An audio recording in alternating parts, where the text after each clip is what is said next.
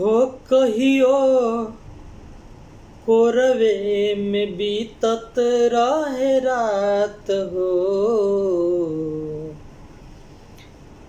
अब तो बनेलू अनजान, डरबा की सोइया से की जान न जइहे तहरा पहिला मिलन के। ई बाकी ना सोच का बाट बीतत गोरी हमरा ई मन पे। सोचिए के निकले परान जब से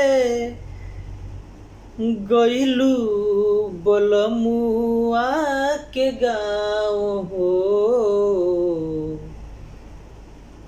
तब से हो गइलू अनजान जब से गइलू बलमुआ के गाँव हो। तब से हो गइलू अनजान।